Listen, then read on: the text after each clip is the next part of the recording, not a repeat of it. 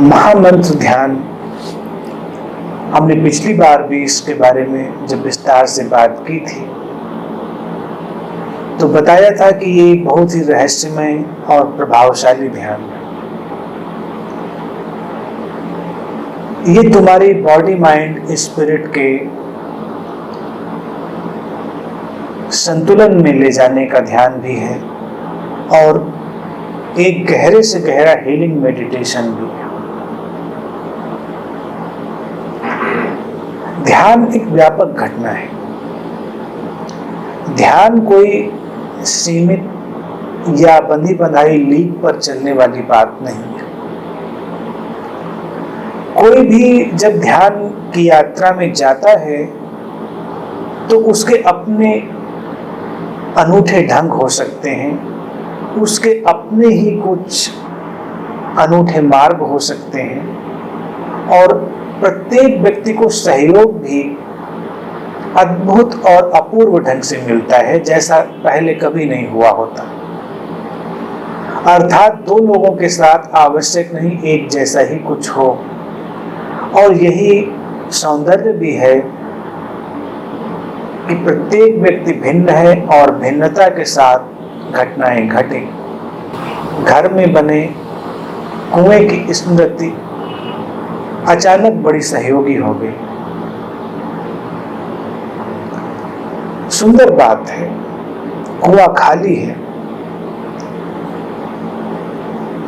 लेकिन आवश्यक नहीं प्रत्येक व्यक्ति को कुएं की स्मृति सहयोगी हो, लेकिन तुम्हारे मस्तिष्क में उस स्मृति ने प्रभावशाली काम किया और तुम्हें गहराई में ले जाने में सहयोग दिया।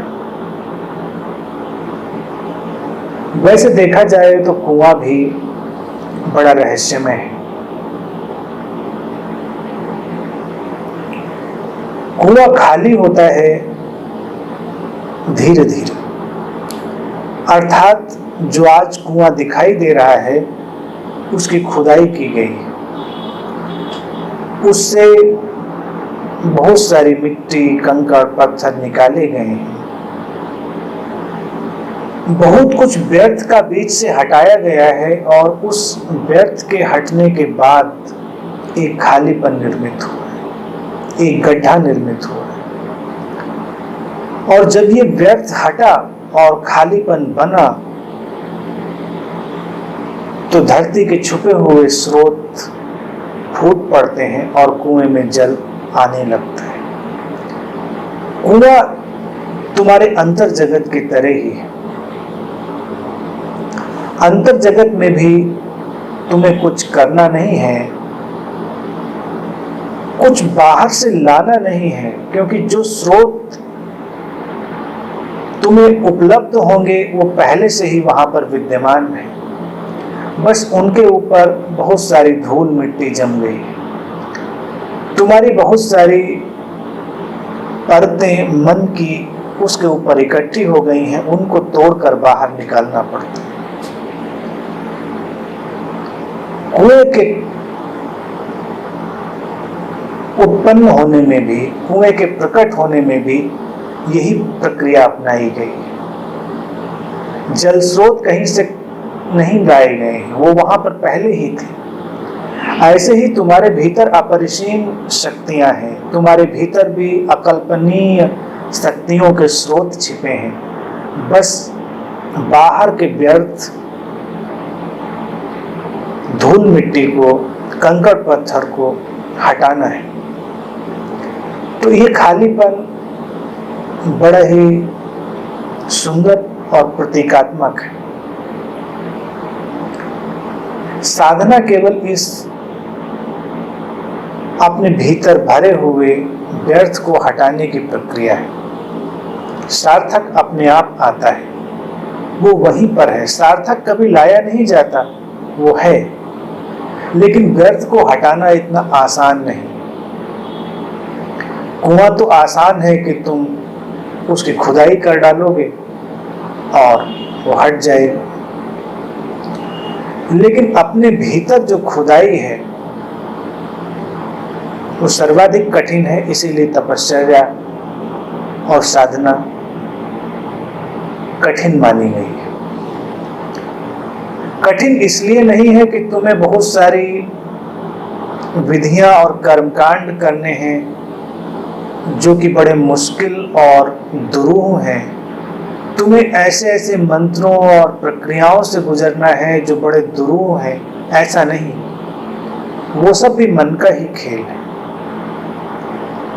दुरूह है तुम्हारे मन से मुक्ति, दुरूह है तुम्हारे अहंकार से मुक्ति। ऐसा होना चाहिए और ऐसा नहीं होना चाहिए से मुक्ति।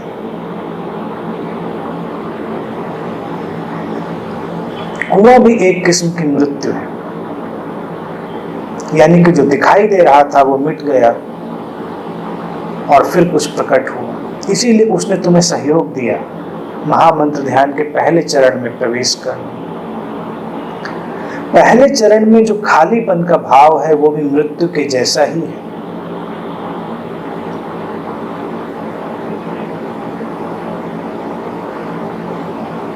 कई मित्र खालीपन के भाव में जाते हुए मृत्यु के एहसास से गुजर सकते हैं। अगर सचमुच में खालीपन घट रहा होगा तो अचानक उनको ये भाव पकड़ सकता है कि मैं मिट रहा हूं।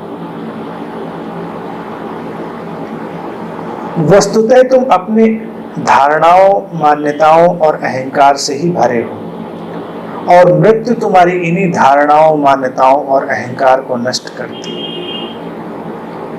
अभी तुम पता नहीं किन किन बातों में उलझे बैठे हो और अगर मृत्यु घट जाए तो सब यहीं के यहीं रह जाएंगे। कुछ भी तुम पकड़ ना पाओगे। क्या सही है, क्या गलत है, क्या अच्छा है, क्या बुरा है, क्या होना चाहिए, क्या नहीं होना चाहिए, तुम कुछ भी तय न कर पाओगे। लेकिन अभी तुम इसी में लगे हो। अभी तुम पूरे जीवन को इसी अंतर्द्वंद से जीकर चल रहे हो। तुम्हारा शरीर भी इसी पीड़ा से भरा हुआ है। जैसे तुम्हारी आत्मा परिपूर्ण और स्वतः स्फूर्त है, ऐसे ही तुम्हारा शरीर भी परिपूर्ण और स्वतः स्फूर्त है। तुम्हारी चेतना की एक प्रज्ञा है और शरीर की एक प्रज्ञा है, दोनों अपने में परिपूर्ण है। बीच में मन जो है वो उलझन पैदा करता है, क्योंकि मन अपूर्ण है, मन अधूरा है, मन एक प्रक्रिया में है। इसीलिए जब तुम साधना में होते हो तो तुम्हारा सारा संघर्ष तुम्हारे मन पर ही टिक जाता है। साधना तुम्हारी चेतना के लिए है नहीं, वो तुम्हारे शरीर के लिए भी नहीं है। साधना का सारा काम तुम्हारे मन पर है, तुम्हारे माइंड पर है। साधना का सारा काम तुम्हारे मन पर है। तुम्हारे मन की मुक्ति के लिए ही साधना है। आत्मबल लाना नहीं पड़ता। जैसे कुछ लोग मानसिक रूप से आत्मबल बनाने की कोशिश करते हैं, संकल्प लेने की कोशिश करते हैं कि मैं ऐसा ही करूंगा, मैं ऐसा नहीं करूंगा। और अगर वो थोड़े जागरूक होंगे तो उन्हें वक्त इस तरह से लेकर चलता है कि वक्त जैसे जैसे आगे बढ़ता है वो देखते हैं कि जिस बात को उन्होंने सोचा था कि मैं ऐसा ही करूंगा, वो नहीं कर पाते।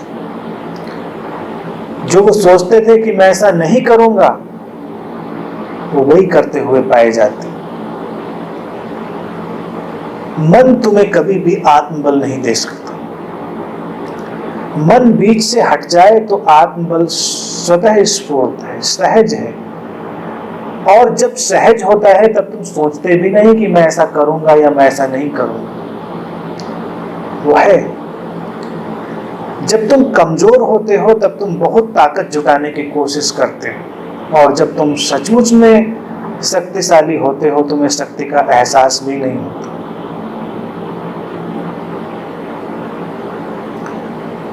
तो इस प्रक्रिया से जब तुम गुजरे और अचानक तुम्हें अपनी विशालता का एहसास हुआ तो ये तुम्हारी चेतना का ही अनुभव था, क्योंकि चेतना उसी असीम और विराट के साथ एकाकार है।